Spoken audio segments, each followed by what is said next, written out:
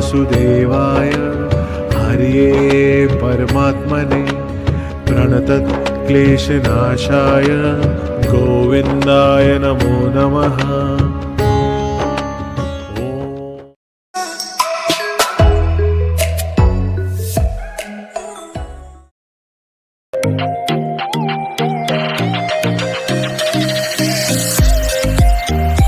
जय Shri Krishna. Welcome to my YouTube channel. तो dear students, आज आम आलोचना करबा दशम श्रेणी संस्कृत द्वितीय चैप्टर सिंहशृगाल शिशु कथा, जहाँकि पंचतंत्र गोटे अध्याय अटे एवं जहाँ रचना करथिले पंडित विष्णु शर्मा। तो पूर्व अध्याय आम 3D एनिमेशन माध्यम संपूर्ण कहानी टी बुझिले। वर्तमान आम यार संपूर्ण सारांश टी बुझा। आसतु डेरी न करी आरंभ करबा आज पाठ सिंहशृगाल शिशु कथा।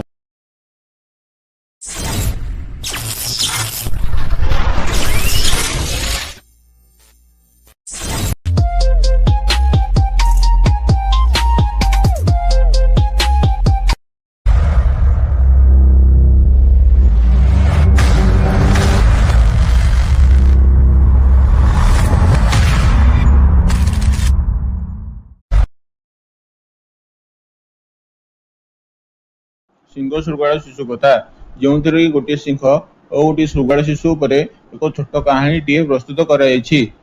प्रसंगटी पंचतंत्र आसी। पंचतंत्र जहाँकि 5टी तंत्र समाहार अटे। से प्रथम तंत्रटी हूँ मित्रभेद, द्वितीयटी हूँ मित्र संप्राप्ति, तृतीयटी हूँ काकलुक्य, चतुर्थटी हूँ लब्ध प्रणाश और पंचमटी हूँ अपरीक्षित कारक। तो पंचतंत्र प्रत्येक भाग गद्य काव्य अटे एवं पंचतंत्र प्रत्येक भाग लोक मानू अत्यंत आकृष्ट करिथाए और लोक मानू मनोरंजन करिथाए। सेथिबें पंचतंत्र प्रत्येक भाग लोकप्रिय मध्य अटे। तो पंडित विष्णु शर्मा द्वारा रचित सिंहशृगाल शिशु कथा पाठटी पंचतंत्र चतुर्थ तंत्र लब्ध प्रणाशरु आसी अछि। तो से पंचतंत्र रे केवल पशु पक्षी उपर आधारित कहानी प्रस्तुत करिसेंती, अर्थात मनुष्य आधारित कौनसी मध्य कहानी प्रस्तुत करिनाहांती।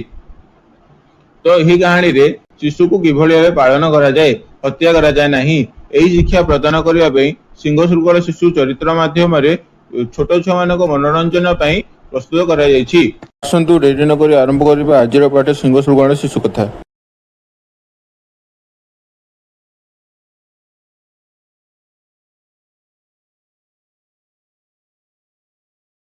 कौनसी एक देश रे सिंह और सिंही दुई दंपति बसवास करुथिले। यापर सिंही दुईटी पुत्र जन्म कला। सिंह प्रतिदिन जंगल गोटे गोटे प्राणी मारी सिंही को दान करे। किंतु दिनकर कथा, सिंह प्रतिदिन भली से दिन मध्य आहार अन्वेषण निमंते प्राणी खोजिबाकू जंगल जाइथिला। जंगल रे से बुलु बुलु संध्या हो जाइथिला, किंतु ताकू गोटे मध्य प्राणी मिलिला नहीं। तेणु से निज गृह को फेरुथिला। सेतेबेले से गोटे शृगाल शिशुटे पाइला। ताकू से शिशु बोली मन करी से ताकू हत्या कला नहीं। तेणु से ताकू निज दांत मझिरे धरी सिंही को जीवंता समर्पण करदेला। सेतेबेले सिंही ताकू पचारिला, हे स्वामी, आज तुम खाइबा पे कौन आनिछ? सेतेबेले सिंह कहला, हे प्रिय, आज मुझे शृगाल शिशु व्यतीत अन्य कौनसी प्राणी पाइली नहीं। यह खाई तुम निज क्षुधा निवारण कर। सकाळ हेले मु अन्य किछि व्यवस्था करिबी। तापर सिंही कहला, हे स्वामी, तुम्हें जदि यह छोट छुआ बोली मन करी हत्या करना तेबे मु किभली निज क्षुधा निवारण निमंते यह हत्या करिबी। कथारे अछि बरा, अकृत्यम नैव कर्तव्यम प्राणत्यागोपि संस्थिते न च कृत्यम परित्यज्यम धर्म सह सनातनः। अर्थात प्राणत्याग समय उपस्थित अकार्य केबे मध्य करबा उचित नुहे एवं जहाँ करबा उचित ताहाकु केबे मध्य परित्याग करबा उचित नुहे। यह ही होछि सनातन धर्म। तेणु से शृगाल शिशु को तार तृतीय पुत्र रूपे ग्रहण कला। यह कही सिंही निज स्तन्य पान कराई से शृगाल शिशुटी को हृष्टपुष्ट कला। एही भावे से तीन जन परस्पर जाति विशेष विषय न जानी एका संगे बाल्य जीवन अतिबाहित कले। तीन जन अर्थात सिंहर जो दुईटी पुत्र एवं शृगाल शिशु, यही तीन जन परस्पर जाति विशेष विषय न जानी एका संगे बाल्य जीवन अतिबाहित कले। दिनकर कथा, से जंगल को एक विशाल हाथीटे पलि आसिला। ताकू देखी सिंह शिशु दुटी क्रोधान्वित मुखरे हाथी आड़ को अग्रसर हेले। सेतेबेले शृगाल शिशुटे कहला, एही हाथी तुम्भर कुल शत्रु अटे। तेणु एठारु पळाइबा ठीक हेबो। ଏହା କହି ସେ ନିଜ ଗୃହକୁ ପଳାଇଲା। ସେହି ସିଂହ ଶିଶୁ ଦୁଇ ଜଣ ବଡ଼ ଭାଇର ପଳାୟନ ହେତୁ ନିରୁତ୍ସାହିତ ହେଲେ। ଏହାପରେ ସେହି ସିଂହ ଶିଶୁ ଦୁଇ ଜଣ ନିଜ ଘରକୁ ଯାଇ ନିଜ ପିତାମାତା ଆଗରେ ହସି ହସି ବଡ଼ ଭାଇର ଚେଷ୍ଟା ବିଷୟରେ କହିଲେ, ଯେପରି ସେ ହାତୀକୁ ଦେଖି ଦୂରକୁ ପଳାୟନ କରିଥିଲା। ତାହା ଶୁଣି ସେହି ଶୃଗାଳ ଶିଶୁଟି ରାଗରେ ଜର୍ଜରିତ ହୋଇ ଆଖି ଲାଲ କରି ଅଧର କମ୍ପିତ ହୋଇ ସେହି ଦୁଇ ଜଣଙ୍କୁ ଅଶ୍ରାବ୍ୟ ଭାଷାରେ ଗାଳି କଲା। ତେଣୁ ସିଂହୀ ତାକୁ ଏକୁଟିଆ ସ୍ଥାନକୁ ନେଇ ବୁଝାଇ କହିଲା, ହେ ପୁତ୍ର, ଏପରି ଆଦୌ କୁହ ନାହିଁ, ଏମାନେ ତୋର ସାନ ଭାଇମାନେ। ଏହାପରେ ସେହି ଶୃଗାଳ ଶିଶୁଟି ଆହୁରି ଅଧିକ ରାଗି ଯାଇ କହିଲା ଯେ ମୁଁ କ'ଣ ଏମାନଙ୍କ ଠାରୁ ରୂପରେ, ବୀରତ୍ୱରେ, ବିଦ୍ୟାରେ ଏବଂ କୌଶଳରେ ହୀନ, ଯେଉଁଥିପାଇଁ ଏମାନେ ମୋତେ ଥଟ୍ଟା କରୁଛନ୍ତି? ତେଣୁ ମୁଁ ଏହି ସିଂହ ଶିଶୁ ଦୁଇ ଜଣଙ୍କୁ ନିଶ୍ଚୟ ହତ୍ୟା କରିବି। ତାହା ଶୁଣି ସିଂହୀ ତାର ଜୀବନର ଇଚ୍ଛା କରି ମନେ ମନେ ହସି କହିଲା, ତୁମେ ବୀର, ବିଦ୍ୱାନ ଏବଂ ଦେଖିବାକୁ ସୁନ୍ଦର ଅଟ, କିନ୍ତୁ ଯେଉଁ ବଂଶରେ ତୁମେ ଜନ୍ମ ନେଇଛ ସେଠାରେ ହାତୀକୁ ହତ୍ୟା କରାଯାଏ ନାହିଁ। ତେଣୁ ଭଲ ଭାବେ ଶୁଣ ପୁତ୍ର, ତୁମେ ହେଲ ଶୃଗାଳୀର ପୁତ୍ର।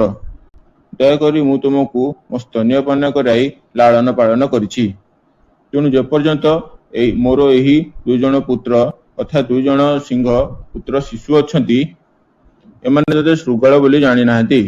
ତେଣୁ ସେହି ସମୟ ମଧ୍ୟରେ ଯେତେ ଶୀଘ୍ର ସମ୍ଭବ ନିଜ ଜାତିରେ ମିଶିଯାଅ, ନଚେତ୍ ଏହି ଦୁଇ ଜଣ ତତେ ହତ୍ୟା କରି ମୃତ୍ୟୁ ପଥରେ ଯାତ୍ରୀ ସଜାଇ ଦେବେ। ଏହା ଶୁଣି ସେହି ଶୃଗାଳ ଶିଶୁଟି ଭୟ ବ୍ୟାକୁଳ ମନରେ ପଳାଇ ନିଜ ଜାତିରେ ମିଶିଗଲା।